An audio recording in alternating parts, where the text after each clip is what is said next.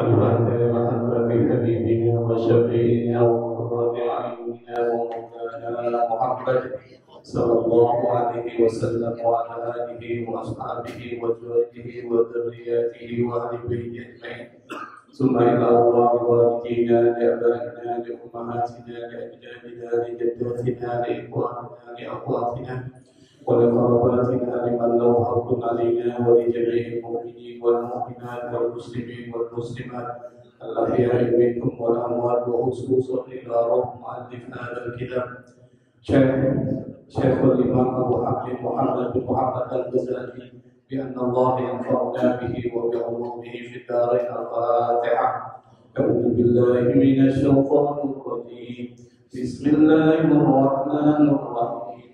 الحمد لله رب العالمين الرحمن الرحيم مالك يوم الدين إياك نعبد وإياك نستعين اهدنا الصراط المستقيم صراط الذين أنعمت عليهم غير المغضوب عليهم ولا الضالين. آمين. Bismillahirrahmanirrahim. Alhamdulillahi rabbil alamin. Allahumma salli wa sallim ala sayyidina Muhammadin al-fatihi lima ughliq wal khatimi lima sabaq nasiril haqqi bil haqq wal hadi ila siratikal mustaqim wa ala alihi wa ashabihi haqqa qadrihi wa miqdarihi al-azim. Subhanaka la ilma lana illa ma 'allamtana إنك أنت العليم الحكيم ولا حول ولا قوة إلا بالله العلي العظيم.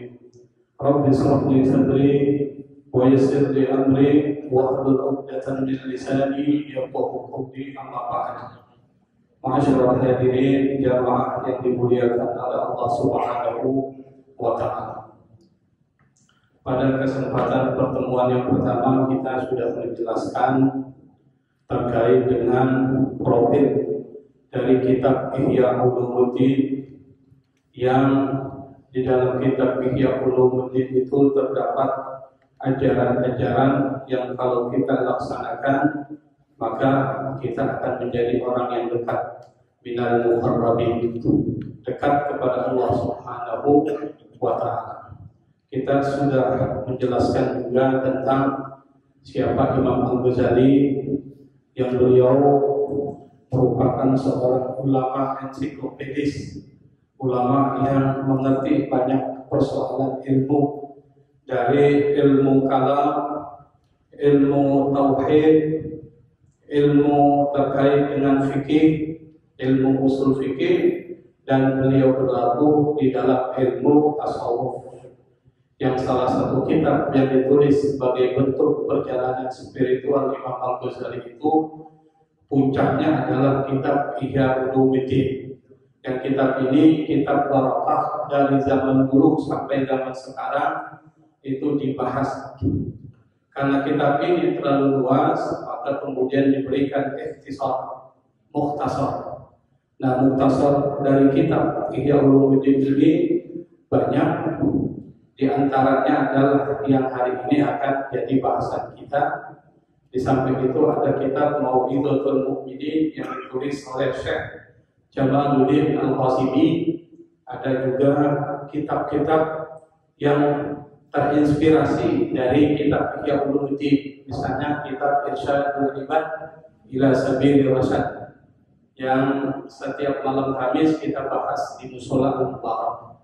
Serta kitab An-Nasaih Ad-Diniyah yang pernah kita bahas di Mushola Baitul Ma'mur setiap malam Senin. Itu adalah ringkasan. Kitab terinspirasi dari kitab Ihya Ulumuddin. Ada juga kitab Qutul Ahya Syarhu Kitabil Ihya. Kitab-kitab itu saya punya. Tetapi ada satu kitab yang merupakan penjelasan dari Ihya Ulumuddin. Itu sampai sekitar 20 jilid lebih. Namanya Ithafus Sada Al-Muttaqin, dan itu kitab terbaik yang membicarakan tentang penjelasan kitab Ihya. Imam Al-Ghazali memulai bahasan dengan pembahasan ilmu dan ta'allum atau ilmu dan belajar. Nanti kita akan bahas bagian kedua. Kita harus tahu dulu kenapa Imam Al-Ghazali membahas ilmu dulu, bukan membahas yang lain. Karena ilmu itu fondasi dari seluruh bangunan keagamaan dan spiritual Islam itu di ilmu. Maka ilmu harus dipelajari. Yang dipelajari adalah yang pertama, apa keutamaan ilmu? Ilmu apa yang perlu dipelajari? Nanti dibahas Imam Al-Ghazali, ada ilmu terpuji, ada ilmu tercela. Nanti dibahas juga siapa ulama akhirat dengan ulama dunia, dibahas. Yang kedua, tanpa ilmu amal ibadah percuma. Anda mau sholat, meskipun Anda kelihatan orang soleh, tapi tidak didasarkan ilmu, itu ditolak oleh Allah Subhanahu wa Ta'ala. Makanya ibadah-ibadah Anda basisnya harus ilmu. Makanya belajar ilmu diutamakan daripada yang sunnah. Kenapa? Tanpa ilmu kita tidak akan ngerti bagaimana puasa, bagaimana sholat, bagaimana zakat, bagaimana berkomunikasi dengan orang, berinteraksi dengan orang, itu harus dengan ilmu. Maka Imam Al-Ghazali bahas itu. Saking pentingnya ilmu, banyak pepatah Arab yang membuat satu kalimat-kalimat bijak yang membahas tentang keutamaan ilmu. Apa? Kalau kita pernah di pesantren itu banyak tuh kalimat-kalimat. Misalnya al-ilmu imamul amal wal amalu tabi'u. Ilmu itu imamnya perbuatan, sementara amal mengikuti ilmu. Kalau imam betul lebih mulia daripada amal, maka amal tanpa ilmu percuma. Yang kedua, kata pepatah Arab, man amila bi ghairi ilmin kana ma yufsidu aktsara mimma yusli. Barang siapa yang beramal tanpa ilmu, maka kerusakan yang dia perbuat lebih banyak daripada perbaikan yang dia lakukan. Dulu ada orang karena nggak punya ilmu, Pak, amalnya bermasalah. Apa? Dia jadi imam sholat, lalu dia baca Al-Fatihah. Setelah baca Al-Fatihah, dia terjemahin ke bahasa Indonesia. Bismillahirrahmanirrahim. Dengan nama Allah yang Maha Pengasih lagi Maha Penyayang. Kira-kira orang seperti itu benar nggak? Benar nggak? Nggak benar kalau sholat, karena sholat harus berbasisnya ilmu. Tapi kalau ditanya bagus nggak? Dia bagus karena memberitahu orang artinya. Tetapi yang namanya ibadah itu harus berdasarkan ilmu, ada syariatnya, ada aturannya. Untuk mengetahui aturan-aturan itu maka belajar ilmu. Misalnya wudu, niat wudu di mana sih Pak? Di mana kita harus niat wudu?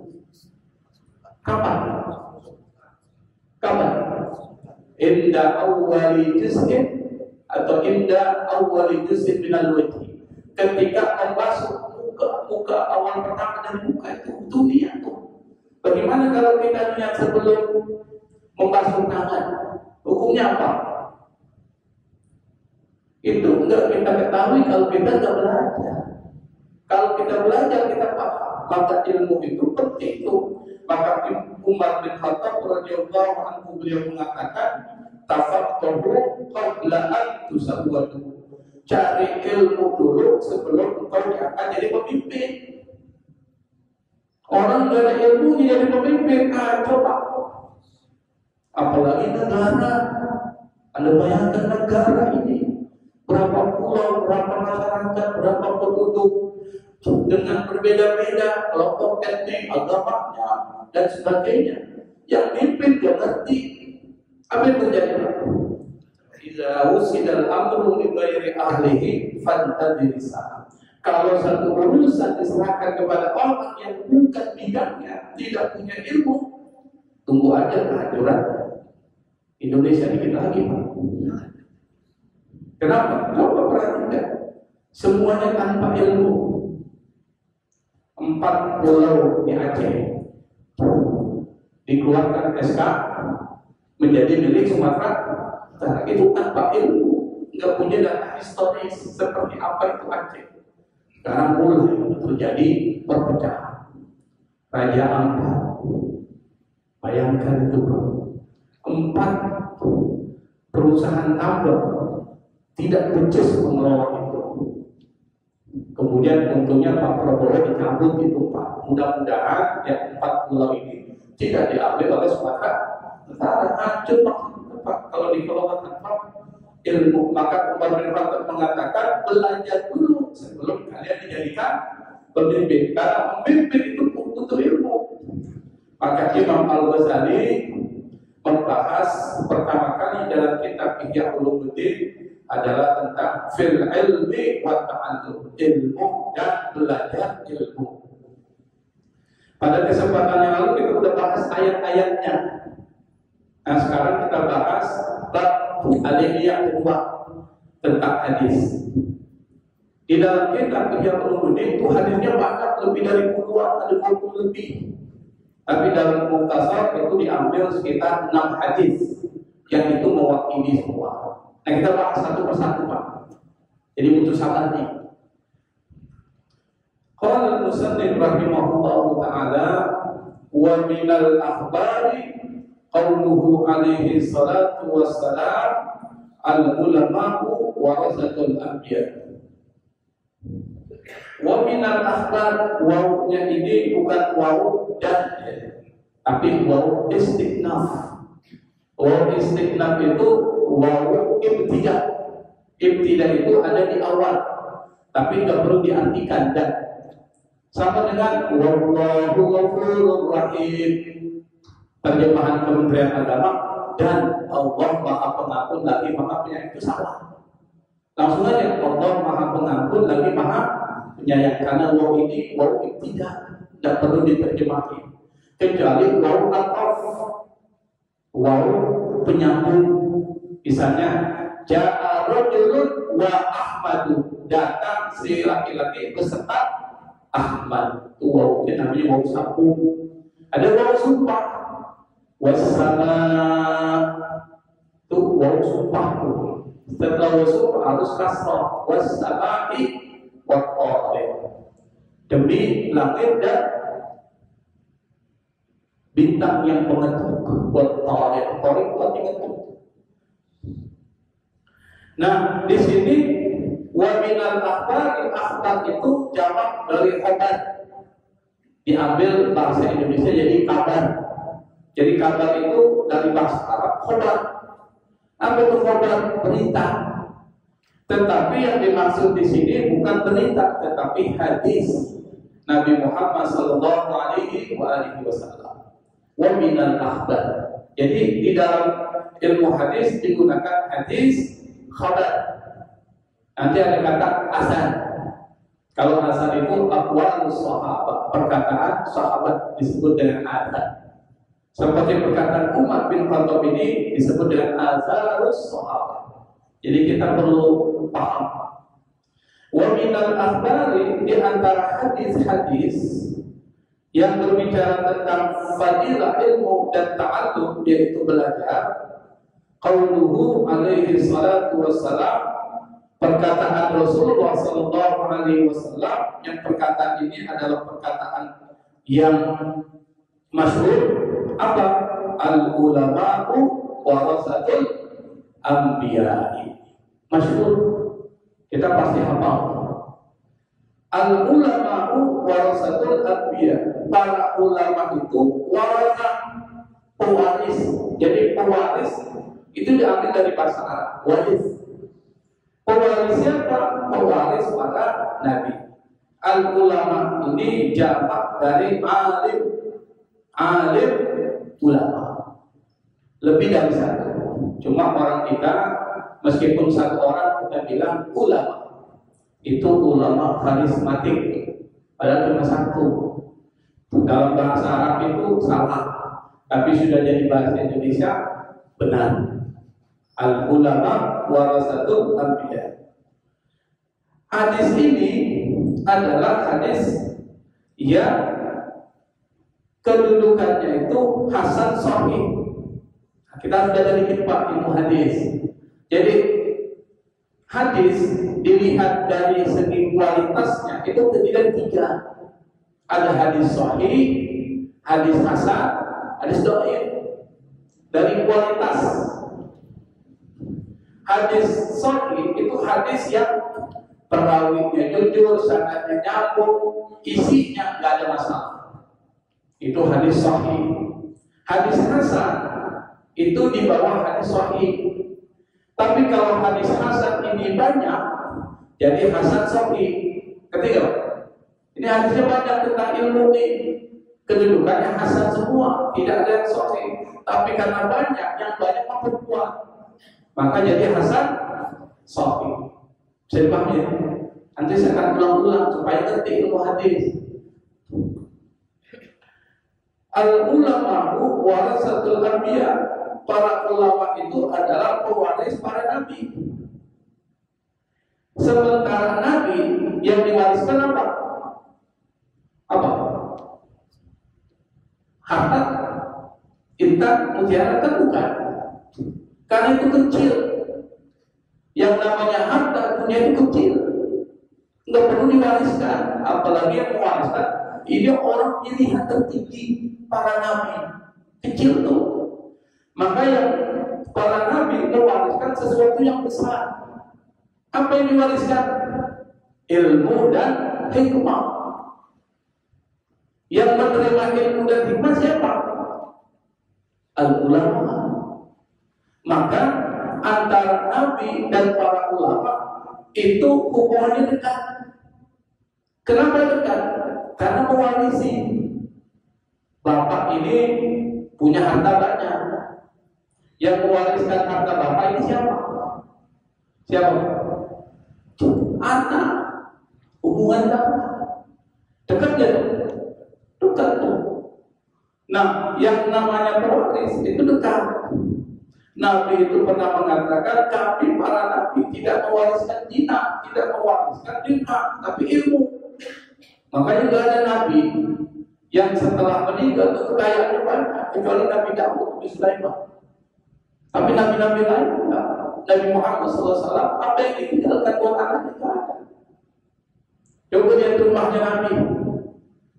Rumahnya di mana? Di mana? Dekat masjid tuh. Yang sekarang jadi kuburannya. Kuburan Nabi di mana itu? Dekat Raudhah. Betul kan? Karena kamar Nabi dengan tempat sholat Nabi itu dekat. Makanya Nabi tidak pernah tertinggal sholat jamaah. Tinggalnya di samping sini nih. Kalau bahasanya ini kan tempat mimbar nih, di sampingnya. Nabi dikuburkan di situ. Umar bin Khattab di situ, Abu Bakar di situ. Siti Aisyah juga di situ, di penguburan Baqi. Nah, ini menandakan antara ulama dan para nabi itu dekat. Kenapa? Karena tugas nabi itu dilanjutin oleh para ulama. Makanya kematian ulama menyedihkan. Kalau kita yang meninggal, nggak banyak orang sedih. Kenapa? Banyak yang seperti ente.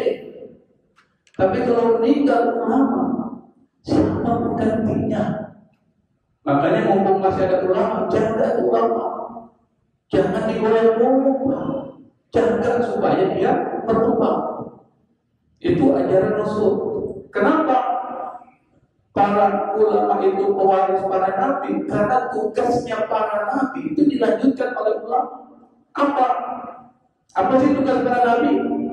Apa tugas nabi, Pak? Nyampain wahyu. Apa isinya wahyu? Ajaran-ajaran kebaikan supaya kita hidup dunia bahagia, akhirat bahagia. Itu tugas nabi. Kedua, jelasin hukum. Yang ketiga, membersihkan hati, tazkiyatul qalb. Karena hati ini penting. Yang bikin orang banyak masalah, Pak, itu hatinya. Meskipun dia sholatnya hebat, tahajud nggak pernah tinggal, puasa nggak pernah lepas, Senin Kamis, bahkan bulan Rajab 130 hari, Sya'ban 30 hari, Ramadan 30 hari, tambah Sintan min Syawal dan seterusnya. Tapi kalau hatinya bermasalah semua. Karena hati itu diajarkan Nabi itu dibersihkan. Maka tugas para Nabi itu adalah pertama, nyampaikan wahyu yang berisi ajaran. Yang kedua, ngajarin caranya. Yang ketiga, cara membersihkan hati. Karena kalau hati bersih, selamat kita. Yang menggerakkan perbuatan kita ini hati kata Nabi. Idza saluhat jasadu kullu. Kalau hati ini bagus, maka semua yang keluar dari pikiran kita, mata kita, telinga kita, mulut kita, hati kita, anggota badan kita, semuanya baik. Nggak ada yang buruk. Kalau hati ini bermasalah, nanti akan dibahas oleh Imam Al-Ghazali di dalam bab rukun, namanya rukun munjiat yang terakhir. Mudah-mudahan kita masih hidup bahas itu, karena ini yang terakhir dibahas, al-munjiat. Yang ketiga al-muhlikat. Jadi habis al-muhlikat, al-munjiat, yang membinasakan. Yang keempat yang menyelamatkan. Nah, ulama melanjutkan ini. Apa yang dilakukan ulama? Nyampaikan itu ajaran-ajaran Nabi, wahyu Allah. Dijelasin halal haram, nih yang halal nih. Ngambil paku di masjid aja haram hukumnya, apalagi ambil duit di masjid. Paku yang ada di masjid ini diambil pulang, haram hukumnya itu. Apalagi ambil duit di masjid, haramnya tingkat tinggi. Makanya Allah tahu itu diajarkan oleh Rasul. Dan para ulama ngajarin itu halal haram diajarkan. Dia bimbing kita cara sholatnya. Maka Nabi mengatakan, "Shallu kama ra'aitumuni usalli." Sholatlah kalian sebagaimana kalian lihat saya sholat. Tapi yang lihat Nabi itu banyak. Karena banyak, berbeda-beda, kan berbeda-beda muncul madhab. Maka adalah ilmu perbandingan madhab. Saya beri contoh. Madhab Syafi'i angkat tangan, lalu meletakkan tangan kanan di atas tangan kiri, hukumnya sunnah. Mazhab Maliki makruh angkat tangan, salat Allahu Akbar, angkat tangan tanpa meletakkan tangan. Kok bisa beda? Bedanya dalam hadis Rasulullah SAW, orang melihat Nabi beda-beda. Logikanya gini Pak, supaya mudah. Zaman Nabi ada nggak sound system? Nggak ada kan? Nggak ada. Orang yang sholat di depan dengan sholat belakang beda cara nampaknya. Ngelihatnya beda nggak? Beda. Nabi bilang, Bismillahirrahmanirrahim. Alhamdulillahirabbil alamin. Yang depan dengar ya? Dengar. Yang belakang? Yang di belakang karena nggak dengar, dibilang sama jamaah ulang dibilang. Tadi saya sholat bersama Nabi mau baca Bismillah. Tuh, padahal nggak dengar kan? Tapi yang depan ulang.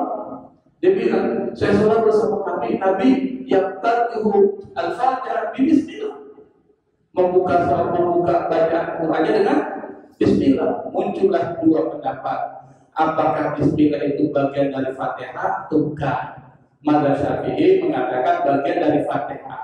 Maliki mengatakan bukan bagian dari Fatihah. Ada yang bilang isir, bacanya pelan. Bismillahirrahmanirrahim. Alhamdulillahirabbil alamin. Saudi Arabia. Gitu Pak.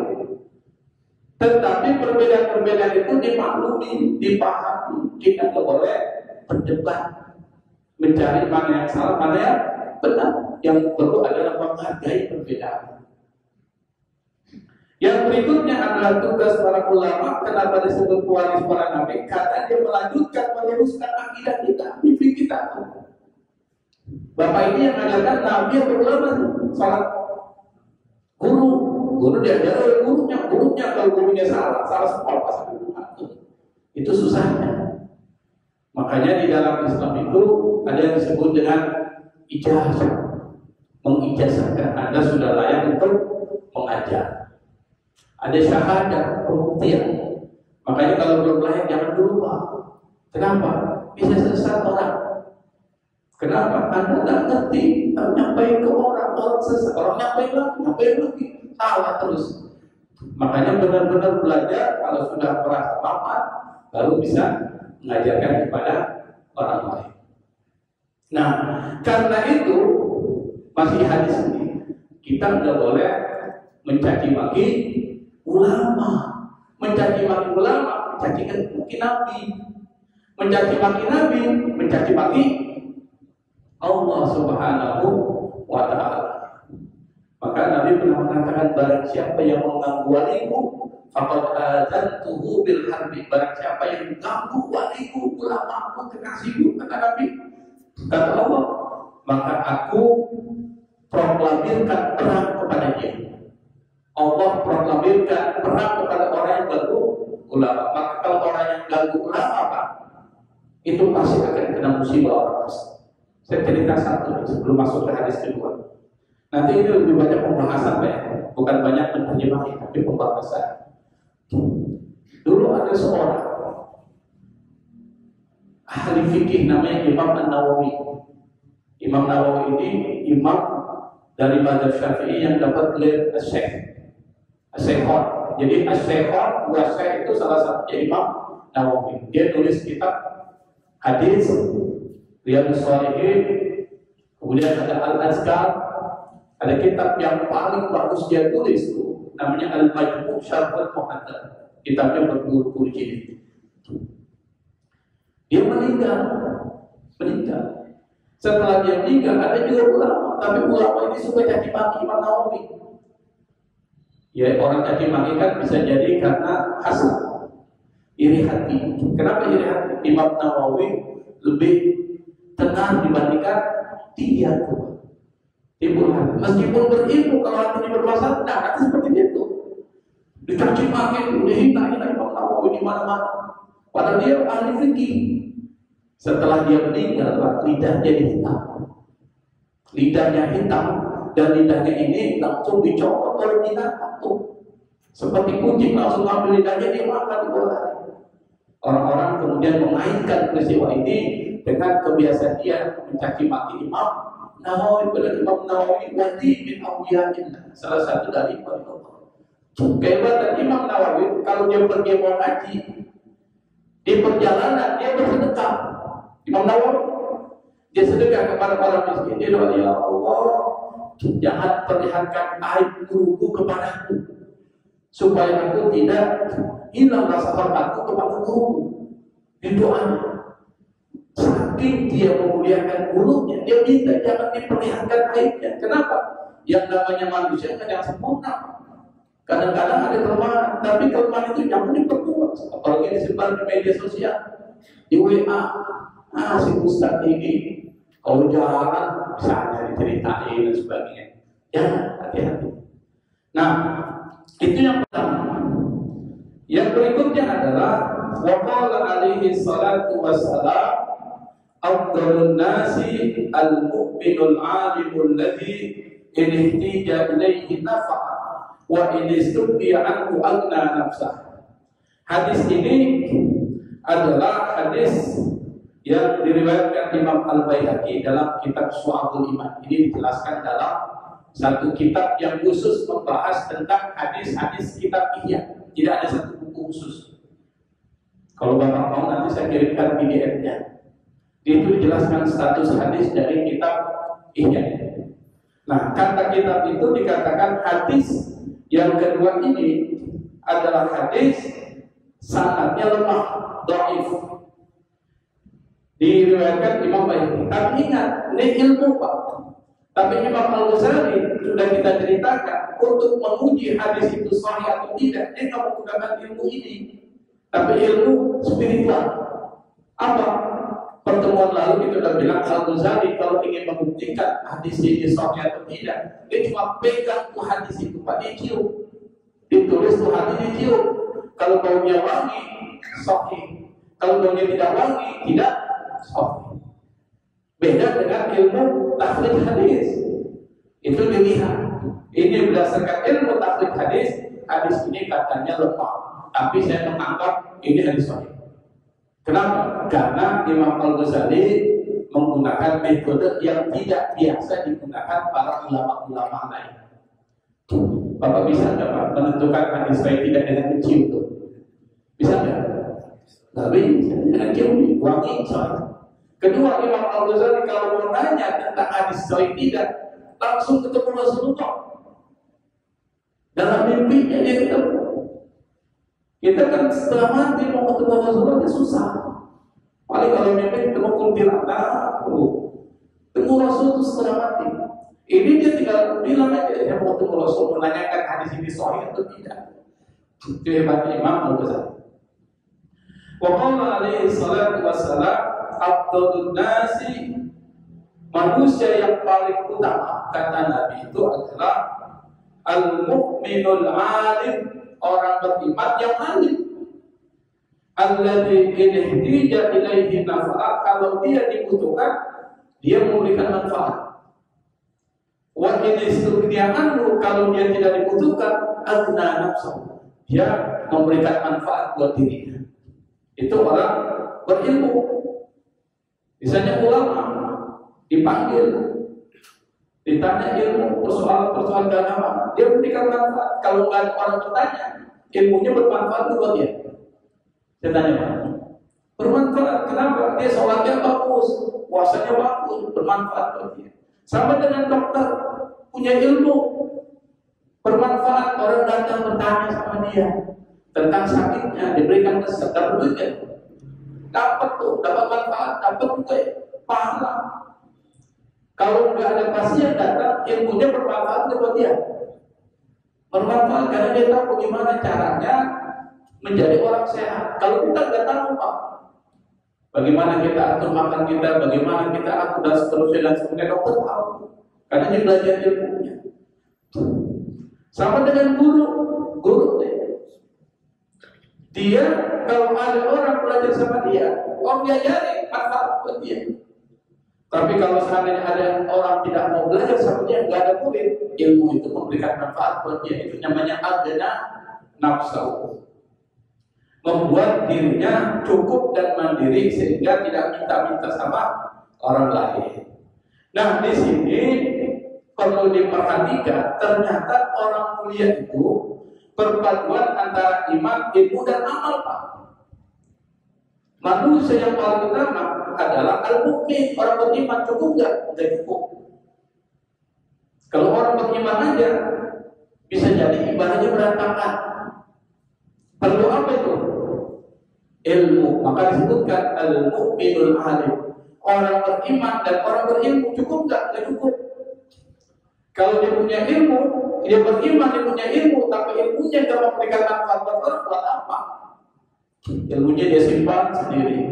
Kalau ada orang nanya, nanti ada jawab nanti. Dia nggak mau jawab Pak. Dia bilang ilmu itu mahal. Anda belajar aja pakai duit. Sampai begitu Pak. Makanya biasanya kalau dokter itu mahal Pak ya. Kenapa? Karena dia bayar juga mahal. Kadang-kadang kita dikasih obat, yang obatnya nggak ada hubungan dengan penyakit kita. Makanya sekarang ada masuk ke dokter, kadang-kadang dikasih obat, yang obat itu nggak ada pengaruh ke kita. Tapi supaya kita beli kan, nah itu obat apoteker untuk, dokter untuk, kerjasama tuh kita yang begitu. Makanya jangan sakit lah Pak. Jadi orang yang sehat. Nah, iman, ilmu belum cukup tuh. Harus ditambah dengan amal. Maka disebutkan nih, al-mu'minul alimul ladzi ihtija ilaihi nafa'ah. Kalau dia dibutuhin orang, dia memberikan manfaat, berarti tiga amal. Seperti siapa yang bisa dijadikan teladan itu? Para nabi. Contohnya siapa? Nabi Daud. Nabi Daud itu beriman, berilmu, dia beramal, dia bekerja. Siapa? Nabi Daud, Nabi Muhammad SAW. Nabi Daud itu dia ahli ibadah, dia hakim, sekaligus dia bekerja sebagai apa pekerjaan Nabi Daud? Pandai, bukan pandai besi. Apa? Pembuat baju besi. Bukan bengkel, Pak, beda. Pembuat baju besi. Dan saat itu pada zaman Nabi Daud itu salah satu yang paling bermanfaat saat itu tuh bukan emas dan perak, tetapi tembaga. Termasuk adalah besi. Karena besi ini digunakan sebagai batu, yang baju itu digunakan untuk berperang dan pada saat terjadi peperangan orang itu bisa terjaga sebagai perisai. Itu sih. Tapi kalau bisa dilembutkan oleh tangannya oleh Nabi Daud punya mukjizat. Termasuk Nabi Sulaiman. Nabi Muhammad sebelum beliau diangkat sebagai rasul, dia berdakwah. Jadi memberikan manfaat buat orang. Maka hadis ini menyampaikan satu pelajaran penting. Yang pertama, orang yang mulia di sisi Allah adalah yang pertama harus beriman, ditambah berilmu, ditambah dia beramal. Berarti gabungan antara iman, ilmu dan amal. Iman nggak cukup kalau nggak ada ilmu, ilmu dan iman tidak cukup kalau nggak ada amal. Maka harus lengkap tuh. Iman, ilmu dan amal. Itu hadis yang kedua. Bisa jam berapa ya? Baik.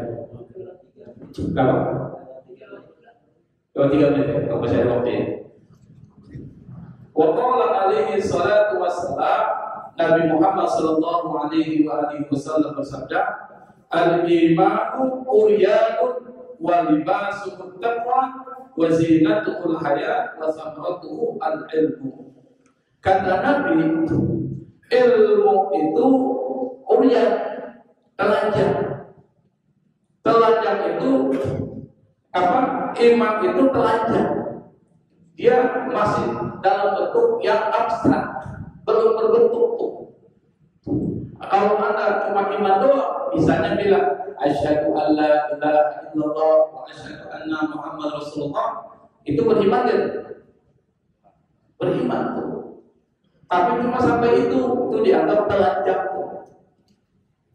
Al-imanu uryan, iman itu telanjang. Wa libasuhut taqwa, dan walibas apa libas? Pakaian. Walibas suhu pakaian dari iman itu adalah takwa kepada Allah Subhanahu wa Ta'ala. Maksudnya apa? Apa fungsi pakaian, Pak? Apa fungsi pakaian? Anda pakaian ini fungsinya apa? Apa? Menutupi apa? Aurat, melindungi tubuh. Kalau menutupi aurat, banyak orang tujuan bukan itu, tapi melindungi tubuh dari apa? Dari panas matahari, dari dingin AC. Jadi kalau bapak nggak pakai baju aja kena AC, pulang dikerok tuh. Dikerok sudah itu, kenapa masuk angin tuh? Makanya harus pakai pakaian, tujuannya melindungi tubuh.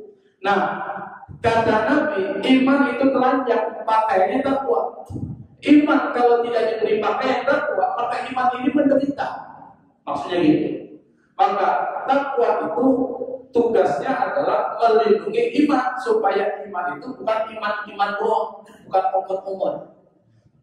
Kita kan sering bilang Islamnya KTP, KTP-nya Islam, sholatnya kagak, puasa kagak, dan semuanya kagak. Itu namanya telanjang. Maka perlu diberi pakaian itu supaya dia selamat tuh iman. Apa pakaiannya? At-taqwa. Apa itu takwa? Melaksanakan semua perintah Allah, menjauhi semua larangan Allah. Sholat dia laksanain, puasa dia laksanain, dan seterusnya dia laksanakan. Itu yang menjadi pakaian iman. Yang berikutnya adalah wazinatuhu al-hayatu, zina. Itu artinya perhiasan, zina. Kata Zain al-Abidin, Zain al-Arifin, itu perhiasan orang-orang ahli ibadah. Perhiasan orang-orang yang arif kita. Itu Zain al-Muttaqin, perhiasan orang-orang bertakwa. Nah, dari kata ini punya kata zina, perhiasan. Perhiasan dari iman itu apa? Al-hayat. Apa itu hayat? Malu. Orang kalau ada malunya, ada imannya, Pak. Tapi kalau orang tidak malu, nggak ada imannya. Dia udah bohong berkali-kali, nggak ada rasa malunya, Pak. Ngaku juga kagak. Itu orang yang sudah dicabut rasa malunya. Kalau orang dicabut rasa malunya, maka dicabut imannya. Kalau orang dicabut imannya, musibah terbesar Kalau seorang tidak bisa lagi bedakan mana baik mana buruk, itu bahaya. Meskipun dia sholat, itu gak pengaruh sama sekali. Kenapa? Karena udah dicabut rasa malunya. Tidak bisa lagi membedakan mana yang baik, mana yang buruk. Semuanya dianggap sama. Maka untuk membuat iman itu ada perhiasan, ini aksesoris nih. Rumah, kalau nggak ada aksesorisnya, cakep nggak? Rumah kosong aja nih. Bapak bangun rumah nih. Bangun rumah bentuknya segi empat. Ada pintunya, ada jendelanya, tapi nggak ada aksesoris. Apa tuh aksesoris? Tidak dicat, tidak ada furniturnya, tidak ada sesuatu yang memperindah ruangan. Kira-kira enak kan? Nggak enak. Makanya banyak orang ngabisin biaya hanya memperindah rumahnya itu aksesoris. Aksesoris itu maksudnya apa? Aksesoris itu kalau tidak ada, tidak menghancurkan musik, tidak memberikan kesulitan buat kita. Kalau hujan kita masih berlindung, tapi tidak membuat nyaman aksesoris. Itu maksudnya. Maka aksesoris penting. Iman itu kalau tidak ada aksesorisnya, imannya nggak bagus. Kelihatannya biasa-biasa aja. Maka ada aksesorisnya, yaitu perhiasan. Tujuannya adalah memperindah penampilan. Ada pakai pakaian perhiasan ini. Untuk apa sih pakai cincin? Tujuannya apa? Kalau ini pakai cincin itu matching antara batu sarung dengan ini supaya apa itu? Supaya apa ini? Supaya keren, indah kan? Cakep dilihatnya. Makanya meskipun cincin mahal dibeli, sama dengan ibu-ibu meskipun perhiasan itu mahal dibeli kalau ada duitnya. Kenapa? Karena memperindah penampilan, penting tuh. Nah, kata Nabi perhiasan daripada iman itu supaya iman itu indah, maka harus ditambah dengan rasa malu. Makanya malu kata Nabi al-haya'u minal iman. Kalau orang ada rasa imannya, maka dia ada malunya. Kalau dia mencuri, malu kelihatan, ketahuan malu. Kalau dia melakukan perbuatan buruk, dia ngumpet-ngumpet, Pak. Kenapa? Dia tahu itu buruk tuh, malu dia. Nah, kalau orang masih ada rasa malunya, masih ada imannya. Wa samratuhu al-ilmu. Samrah itu buah, sahabat simat itu buah, samrah. Buah dari ilmu itu adalah, buah dari iman itu adalah ilmu. Artinya apa? Ilmu itu akan melahirkan apa? Iman itu akan melahirkan ilmu. Orang beriman maka dia didorong untuk mengetahui apa yang harus dia lakukan. Maka dia belajar al-ilmu. Maka di sini dikatakan ilmu itu menjadi buahnya iman. Ada hubungan yang erat antara iman, ilmu, dan amal nanti. Al-ilmu bila amal kasajari bila sabar tuh. Orang Darul Qalam tahu tuh, pesantren Darul Qalam. Kenapa? Ini sesuatu yang kita pelajari. Ilmu tanpa amal seperti pohon tidak berbuah. Pohon mangga kalau nggak ada buahnya tebang. Ngapain ditanam pohon mangga kalau nggak ada buahnya, nggak ada manfaat, kecuali pohon yang bisa memberikan manfaat ekonomis. Misalnya apa? Pohon hias, nggak ada buahnya nggak apa-apa, ada bermanfaat. Tapi pohon mangga, pohon durian nggak ada buahnya, ngapain kan? Cuma nakut-nakutin kita aja. Tempat bersembunyinya umurnya jin. Nah, jadi dari sini kita bisa simpulkan bahwa ilmu itu penting. Saking pentingnya, derajatnya itu seperti derajat kenabian yang insya Allah kita akan bahas pada kesempatan yang akan datang. Di sini kita sudah bahas 3 hadis. Insya Allah yang akan datang kita akan selesaikan 3 hadis berikutnya, dan kita akan pelajari juga apa pandangan para ulama. Jadi Al-Ghazali itu pinternya, dia bahas Al-Quran dulu, hadis, baru kemudian ceritanya para ulama-ulama seperti apa untuk memperkuat pernyataan tentang ilmu itu adalah sesuatu yang penting. Saya pikir ini yang bisa saya sampaikan karena waktu kita sangat terbatas. Wallahul musta'an, wallahu muwaffiq ila aqwamit thoriq, wallahu bikum. Wassalamualaikum warahmatullahi wabarakatuh.